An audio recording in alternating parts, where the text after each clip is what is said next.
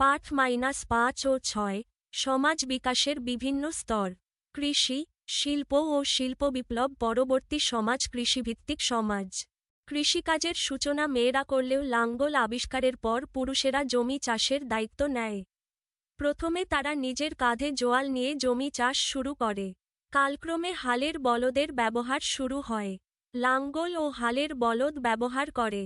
চাষ শুরু হলে উৎপাদন বাড়তে থাকে।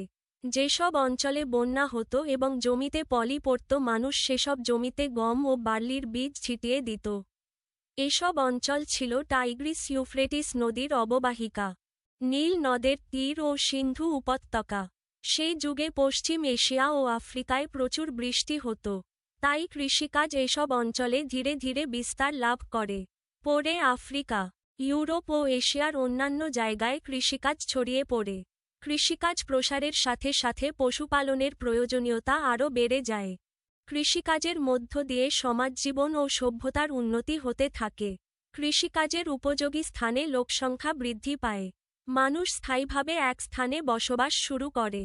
কৃষিকাজ মানুষের খাদ্যের সংস্থান আরও নিশ্চিত করে। সমাজের উদ্বৃত্ত ফসল অবসর জীবনযাপনকারী শ্রেণীর উদ্ভব করে। এদের মধ্যে কেউ কেউ ব্যবসা বাণিজ্যে অংশগ্রহণ করে এবং নগর জীবনের বিকাশে ভূমিকা রাখে। কৃষির উদ্বৃত্ত ফসল সভ্যতার সূচনা করে। এই কারণে বলা হয়, সভ্যতা হচ্ছে কৃষির অবদান। শিল্পবাদী সমাজ। ইউরোপে মধ্যযুগের শেষ দিকে বিজ্ঞানের গুরুত্বপূর্ণ উন্নয়ন ঘটে। জ্ঞান বিজ্ঞানের প্রতি মানুষের আকর্ষণ বেড়ে যায়। ইউরোপের মানুষ আবিষ্কার করে প্রাচীন গ্রিস এবং রোমের জ্ঞান বিজ্ঞানের ঐতিহ্য। এটি ইউরোপের নবজাগরণ বা রেনেসাঁ নামে পরিচিত। এই সময়ে ইউরোপের মানুষ বেরিয়ে পড়ে অজানাকে জানতে, পৃথিবীকে আবিষ্কার করতে। 1492 সালে কলম্বাস পৌঁছে গেলেন আমেরিকায়। শিল্পভিত্তিক সমাজে যন্ত্রচালিত উৎপাদন। 1687 সালে নিউটন তুলে ধরলেন তার যুগান্তকারী আবিষ্কার মাধ্যাকর্ষণ। এভাবে শুরু হলো একের পর এক বৈজ্ঞানিক আবিষ্কার। 18 শতকে ইংল্যান্ডে বাষ্পচালিত ইঞ্জিন আবিষ্কার হলে উৎপাদন ব্যবস্থায় বিপ্লবের সূচনা হয়। এই বাষ্পীয় ইঞ্জিনের ধারণা কাজে লাগিয়ে বিজ্ঞানীরা পরপর আবিষ্কার করেন সুতা কাটার মাকু বা স্পিনিং মেশিন, যান্ত্রিক তাঁত, বাষ্পচালিত জাহাজ ও রেলের ইঞ্জিন। এই সময়ে বিদ্যুৎ আবিষ্কৃত হয়, আর স্টিম টারবাইন নামে বিশেষ ধরনের বাষ্পীয় ইঞ্জিন দিয়ে বিদ্যুৎ উৎপাদন শুরু হয়। এভাবে একদিকে বড় বড় শিল্পকারখানায় উৎপাদন শুরু হয় আর অন্যদিকে দ্রুতগামী জাহাজ ও রেলে ব্যবসা বাণিজ্য ও যোগাযোগের বিস্তার ঘটে। এভাবেই সূচনা হয় শিল্প বিপ্লবের। শিল্প বিপ্লব শুরু হয়েছিল ইউরোপে, পথিকৃৎ ছিল ইংল্যান্ড। 18-19 শতকে কয়লা, গ্যাস, পেট্রোল ও বিদ্যুতের ব্যবহার শুরু হয়। 19 শতকে রেল যোগাযোগ চালু হয়। ক্রমবর্ধমান শিল্প কারখানার শ্রম ও কাঁচামালের চাহিদা মেটাতে ইউরোপের মানুষ উপনিবেশ স্থাপন করল মূলত এশিয়া ও আফ্রিকায়। তখন থেকে বিশ্বব্যাপী শিল্প বিপ্লবের প্রভাব পড়তে থাকে। 20 শতকে শুরু হয় বিমান, রেডিও, সিনেমা ও টেলিভিশনের ব্যবহার। শিল্প বিপ্লব পরবর্তী সমাজ। শিল্পভিত্তিক সমাজে শক্তির উৎস হিসাবে মানুষ ও পশুর স্থান দখল করে যন্ত্র। শিল্প বিপ্লব পরবর্তী সমাজের ভিত্তি হচ্ছে জ্ঞান ও তথ্য। শিল্পের বদলে তথ্য প্রক্রিয়াজাত করাই হচ্ছে অর্থনীতির মূল বৈশিষ্ট্য। সম্পত্তির মালিকদের বদলে পেশাজীবী, চাকরিজীবী, বিজ্ঞানী, তথ্য প্রকৌশলী এবং সেবা ও বিনোদন খাতের সাথে যুক্ত মানুষেরাই গুরুত্বপূর্ণ হয়ে ওঠে। বর্তমানে স্বয়ংক্রিয় যন্ত্র, কম্পিউটার ও মোবাইল ফোন এবং যোগাযোগের নানা মাধ্যম, যেমন ফেসবুক, ইনস্টাগ্রাম, টুইটার ও লিঙ্কডইন পৃথিবীর মানুষকে অনেক কাছাকাছি নিয়ে এসেছে। বলা হচ্ছে সমস্ত পৃথিবী একটি গ্রামে পরিণত হয়েছে। এই প্রক্রিয়াকে বলা হচ্ছে বিশ্বায়ন। পাঠ -5 ও 6 সমাজ বিকাশের বিভিন্ন স্তর। কৃষিভিত্তিক সমাজ, শিল্পভিত্তিক সমাজ ও শিল্প বিপ্লব পরবর্তী সমাজ। 1. কৃষিভিত্তিক সমাজ। কৃষির উন্নয়ন। কৃষির সূচনা মেয়েরা করলেও লাঙ্গল আবিষ্কারের পর পুরুষেরা চাষের দায়িত্ব নেয়। প্রথমে মানুষ নিজ কাঁধে জোয়াল নিয়ে চাষ করত। পরে হালের বলদ ব্যবহারে উৎপাদন বহুগুণে বৃদ্ধি পায়। কৃষির বিস্তার। বন্যার পানিতে পলি জমা জমিতে গম ও বার্লি চাষ হতো। প্রধান অঞ্চল: টাইগ্রিস ইউফ্রেটিস অববাহিকা, নীল নদ, সিন্ধু উপত্যকা। পর্যাপ্ত বৃষ্টি থাকায় পশ্চিম এশিয়া ও আফ্রিকায় কৃষির প্রসার ঘটে। পরে ইউরোপ ও এশিয়ার অন্যান্য অঞ্চলে ছড়িয়ে পড়ে। সমাজ ও সভ্যতার পরিবর্তন, লোকসংখ্যা বৃদ্ধি পায়, মানুষ স্থায়ী বসতি গড়ে তোলে, খাদ্যের নিশ্চয়তা বাড়ে, উদ্বৃত্ত ফসল সৃষ্টি হয়। উদ্বৃত্ত ফসলের প্রভাব, অবসরজীবী শ্রেণীর উদ্ভব, ব্যবসা বাণিজ্যের সূচনা, নগর জীবনের বিকাশ। এজন্য বলা হয়, সভ্যতা হচ্ছে কৃষির অবদান। ২. শিল্পভিত্তিক সমাজ, শিল্প বিপ্লব, পটভূমি। ইউরোপে মধ্যযুগের শেষে রেনেসাঁ ঘটে। গ্রিস ও রোমের জ্ঞান বিজ্ঞানের পুনরাবিষ্কার, নতুন ভূখণ্ড আবিষ্কারের যুগ শুরু। 1492 সালে কলম্বাস আমেরিকা আবিষ্কার। বৈজ্ঞানিক অগ্রগতি, 1687 সালে নিউটনের মাধ্যাকর্ষণ তত্ত্ব। একের পর এক বৈজ্ঞানিক আবিষ্কার। শিল্প বিপ্লবের সূচনা, 18তম শতকে ইংল্যান্ডে বাষ্পচালিত ইঞ্জিন আবিষ্কার। যন্ত্রচালিত উৎপাদন শুরু। গুরুত্বপূর্ণ আবিষ্কার, স্পিনিং মেশিন, যান্ত্রিক তাঁত, বাষ্পচালিত জাহাজ, রেল ইঞ্জিন। শিল্প বিপ্লবের পথিকৃৎ ছিল ইংল্যান্ড। ফলাফল, বড় বড় শিল্পকারখানা গড়ে ওঠে। ব্যবসা বাণিজ্য ও যোগাযোগের বিস্তার। কয়লা, গ্যাস, পেট্রোল ও বিদ্যুৎ ব্যবহার শুরু। ইউরোপ এশিয়া ও আফ্রিকায় উপনিবেশ স্থাপন করে। ৩. শিল্প বিপ্লব পরবর্তী সমাজ মূল বৈশিষ্ট্য। শক্তির উৎস হয়েছে যন্ত্র। অর্থনীতির ভিত্তি হয়েছে জ্ঞান ও তথ্য। শিল্পের চেয়ে তথ্য প্রক্রিয়াজাতকরণ বেশি গুরুত্বপূর্ণ। সামাজিক পরিবর্তন, জমির মালিক নয়, গুরুত্ব পায়। পেশাজীবী, বিজ্ঞানী, তথ্য প্রকৌশলী, সেবা ও বিনোদন খাত। প্রযুক্তির ভূমিকা, কম্পিউটার, মোবাইল ফোন, ইন্টারনেট, সামাজিক যোগাযোগ মাধ্যম, ফেসবুক, ইনস্টাগ্রাম, টুইটার, লিঙ্কডইন। পৃথিবী এখন একটি বৈশ্বিক গ্রাম। এ প্রক্রিয়াকে বলা হয় বিশ্বায়ন। কৃষিভিত্তিক ও শিল্পভিত্তিক সমাজের তুলনা, কাজের উত্তর। বিষয়, কৃষিভিত্তিক সমাজ, শিল্পভিত্তিক সমাজ। প্রধান পেশা, কৃষিকাজ, শিল্প ও কারখানা, উৎপাদন, হাতে ও পশুর সাহায্যে, যন্ত্রের সাহায্যে, বসতি, গ্রামকেন্দ্রিক, নগরকেন্দ্রিক। শক্তির উৎস, মানুষ ও পশু, বাষ্প, বিদ্যুৎ। অর্থনীতি, কৃষি নির্ভর, শিল্প ও বাণিজ্য নির্ভর। পরীক্ষার জন্য খুব গুরুত্বপূর্ণ।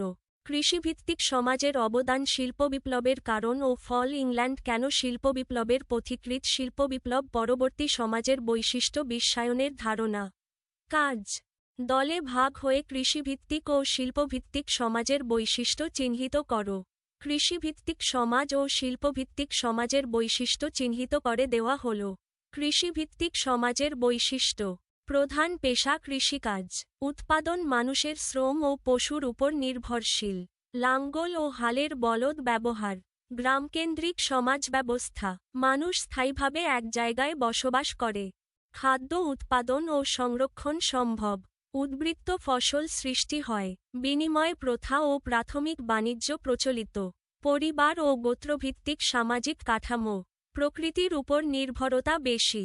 শিল্পভিত্তিক সমাজের বৈশিষ্ট্য, প্রধান পেশা শিল্প ও কারখানার কাজ। উৎপাদন যন্ত্রনির্ভর, বাষ্পশক্তি, বিদ্যুৎ ও জ্বালানি ব্যবহার।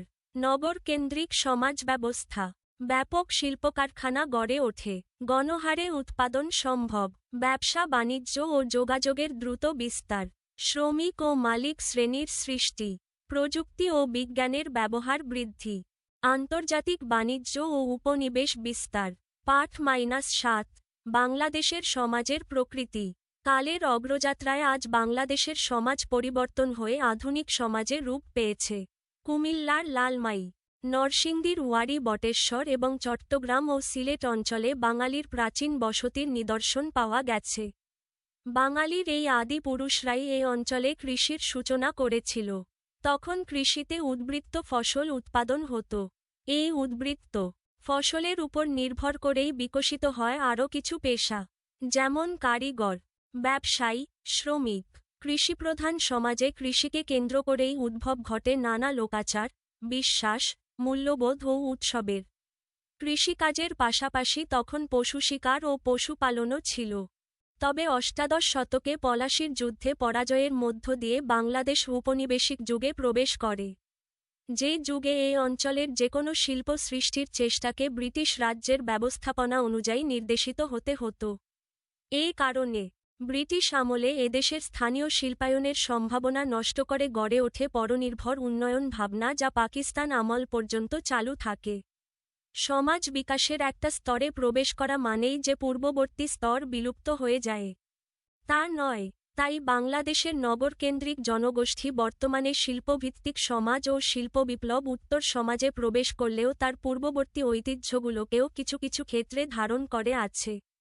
তাই এখনও উদ্যান কৃষি, পশুপালন, কৃষি আমাদের অর্থনীতিতে বড় ভূমিকা রাখছে। এখনও এদেশে উদ্যান কৃষি নির্ভর গারো, ত্রিপুরা, চাকমা নৃগোষ্ঠীরা যেমন আছে, তেমনি আছে পশুপালক গোষ্ঠী। আবার ছোট চাষি যেমন পূর্ব ঐতিহ্য অনুযায়ী কৃষিকে টিকিয়ে রাখছেন। তবে সাথে সাথে বড় পুঁজির বাজারমুখী কৃষক ও কৃষিভিত্তিক শিল্প কারখানাও অপ্রতুল নয়। আর ভারী শিল্পও বিকশিত হয়েছে ইদানিং।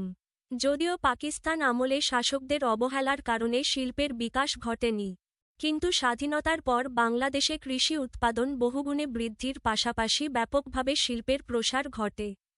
ঢাকা, চট্টগ্রাম ও খুলনার মতো শহরগুলোর প্রান্তসীমায়ও বড় আকারের শিল্প ও ব্যবসা প্রতিষ্ঠান গড়ে উঠেছে। তবে বর্তমানে শিল্প বিপ্লব উত্তর যুগে তথ্য প্রযুক্তির ব্যাপক উৎকর্ষের সময়ে বাংলাদেশও যোগ দিয়েছে তথ্য প্রযুক্তির বিপ্লবে। এখন বাংলাদেশের প্রশাসনিক, শিক্ষা, সামাজিক, সাংস্কৃতিক ক্ষেত্রসহ মানুষের দৈনন্দিন জীবনের সর্বত্রই ব্যবহার হচ্ছে ইন্টারনেট, সফটওয়্যার এবং নেটওয়ার্কিং সহ নানা মাত্রার প্রযুক্তি জ্ঞান। বাংলাদেশের সমাজ যেন মানব সমাজ বিকাশের স্তরসমূহের ধারাবাহিক ফসল। বিশ্লেষণ: মানব সমাজ একদিনে আধুনিক রূপ লাভ করেনি। দীর্ঘকাল ধরে শিকার ও সংগ্রহ, উদ্যান কৃষি, পশুপালন, কৃষিভিত্তিক সমাজ, শিল্পভিত্তিক সমাজ এবং শিল্প বিপ্লব উত্তর সমাজ, এই ধাপগুলো অতিক্রম করেই বর্তমান সমাজ গড়ে উঠেছে। বাংলাদেশের সমাজ ব্যবস্থার দিকে তাকালে দেখা যায়, মানব সমাজ বিকাশের প্রায় সব স্তরের বৈশিষ্ট্য এখানে ধারাবাহিকভাবে বিদ্যমান। এই কারণেই বলা যায়, বাংলাদেশের সমাজ মানব সমাজ বিকাশের স্তরসমূহের ধারাবাহিক ফসল। প্রাচীনকালে কুমিল্লার লালমাই, নরসিংদীর ওয়ারী বটেশ্বর, চট্টগ্রাম ও সিলেট অঞ্চলে বাঙালির আদি বসতির নিদর্শন পাওয়া গেছে। এসব অঞ্চলে কৃষির সূচনা হয় এবং উদ্বৃত্ত ফসল উৎপাদিত হতে থাকে। কৃষিকে কেন্দ্র করেই কারিগর, ব্যবসায়ী ও শ্রমিক শ্রেণীর উদ্ভব ঘটে। একই সঙ্গে গড়ে ওঠে লোকাচার, বিশ্বাস, মূল্যবোধ ও কৃষিনির্ভর উৎসব।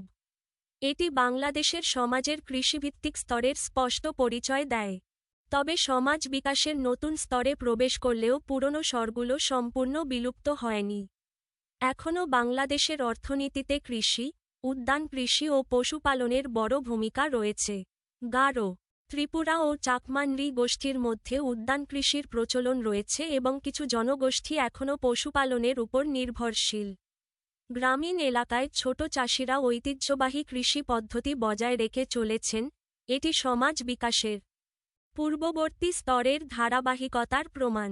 অষ্টাদশ শতকে পলাশীর যুদ্ধে পরাজয়ের পর বাংলাদেশ উপনিবেশিক শাসনের অধীনে যায়।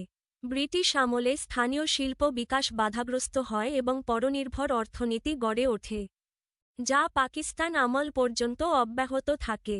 ফলে শিল্পভিত্তিক সমাজের বিকাশ দেরিতে হলেও স্বাধীনতার পর কৃষির পাশাপাশি শিল্পের দ্রুত প্রসার ঘটে।